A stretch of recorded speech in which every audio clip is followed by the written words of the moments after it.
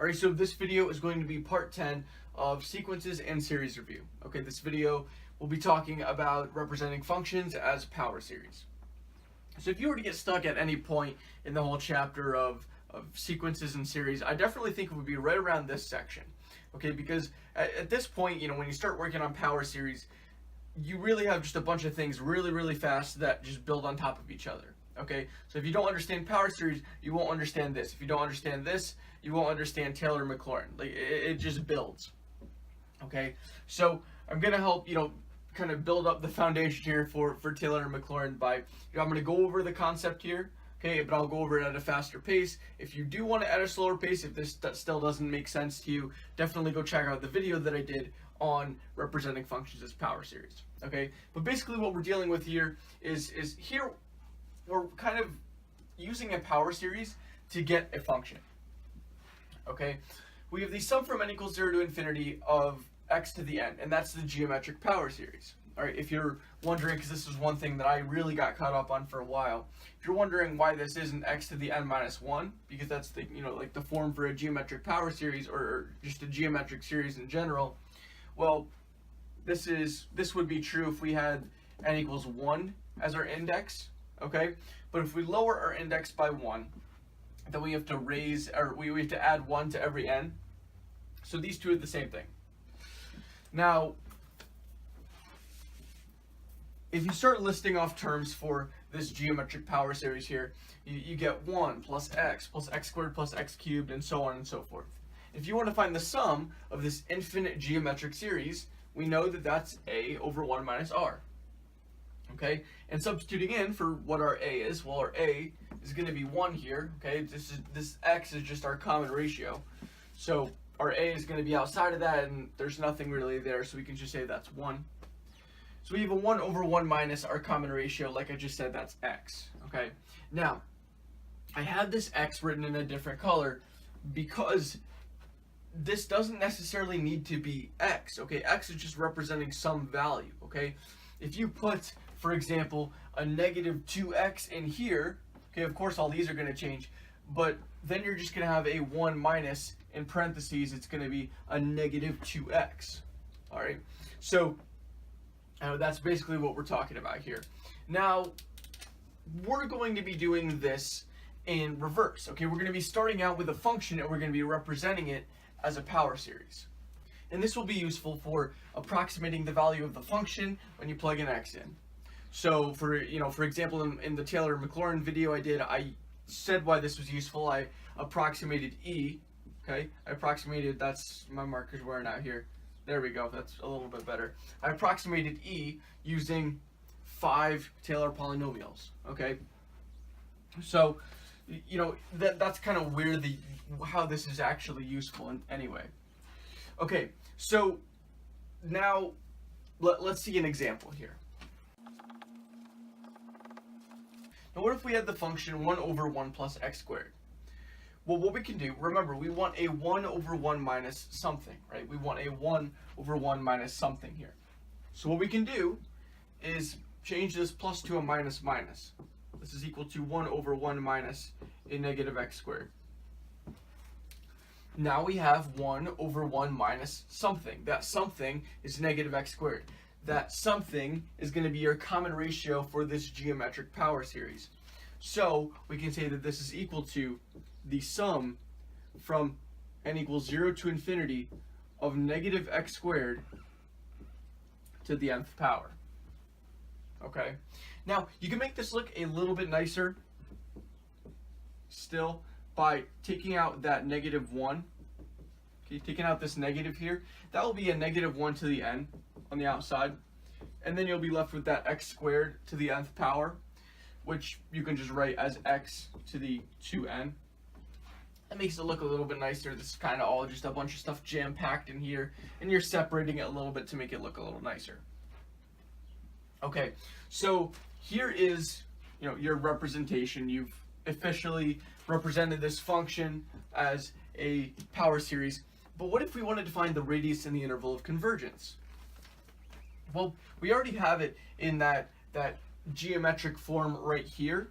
Okay, so this is going to be rather easy, right? we know that the absolute value of your common ratio needs to be less than 1 for this series to converge. Okay, so that's going to help us find our interval and our radius.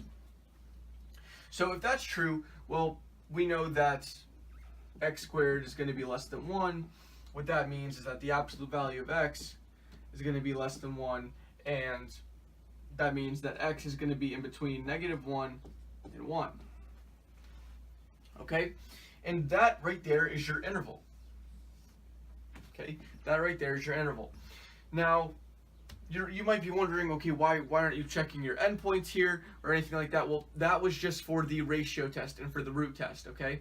That was only because where the test equals 1, or where the limit equals 1 for the ratio and root test, those tests are inconclusive, okay? For the geometric deal here, okay, that's not the same thing. Okay, there's no inconclusive and stuff like that. Okay, so we don't have to check the endpoints for a geometric power series. Now, there's your interval. What's your radius? Well, your radius will just be 1, right? You can kind of think of it as your interval starts at -1, goes to 1, and then the center of that is 0. So the radius of your interval is just from, well, here to here, and that value is 1. So your radius is 1. As I've said in previous videos, this has always been the for sure way that I can actually find the radius of convergence. Okay, I know there's other ways to see where that x minus a is less than r. Okay, and that's something you can do as you're working your way down. But if you already have the interval, then, well, your radius, that's just the radius of your interval, right? So that's just how it worked best for me. Now next we have a slightly more complicated example. We have 4 over 3 minus x. Now, remember, we do want to have 1 over 1 minus something, okay? So what we can do here is take out that 4 to at least get close to that. We have a 4 times a 1 over 3 minus x. All right? Now, remember we want a 1 minus something on the bottom, so what we're going to need to do is take out a 3 in the denominator. This is equal to 4/3 times 1 over 1 minus, well, this x is now going to become an x over 3. So now we've gotten down to that form, that 1 over 1 minus something, okay? So that something is going to be what goes, well, it's going to go right here, okay? It's going to go right as our common ratio in the geometric power series. So we end up with the sum from n equals 0 to infinity of, well, this will be just well, we're going to bring over that 4/3. Okay, we're going to bring over that 4/3. That could be in or outside of the sigma. Doesn't matter. It doesn't depend on n. So it's up to you.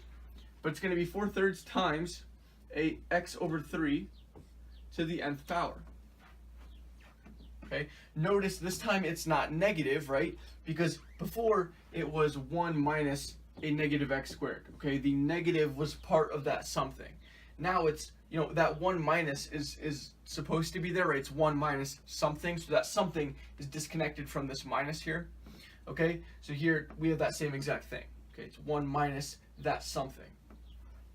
So if you got confused there, that's what I'm talking about. Now, great, you found your geometric power series. Okay, but can you find the radius in the interval of convergence here? Well, yeah, you can. Remember that the absolute value of your common ratio needs to be less than 1. That means that x over 3 needs to be greater than -1 and less than 1. Multiplying that out, you get that x is going to be greater than -3 and less than 3, and there is your interval. What's your radius? Your radius is half of that interval, which is going to be 3. Okay, so that's how you represent functions as power series. Okay, this is only with this one little part here with the geometric power series. Okay, we learn about some more when we talk about Taylor and Maclaurin. Okay, but this is kind of the starting example. This is just to get you in the hang of this whole concept of how you can represent a function as a power series. Okay, so that's going to do it for this video. So if this video helped you, make sure to leave a like and subscribe by clicking my icon in the top left. You can also view the playlist for sequences and series and the next video in the series. Lastly, if these videos are really helping you and you would like to consider supporting me, I have my Patreon linked in the description down below, along with some other pretty cool links that you should definitely check out. See you soon.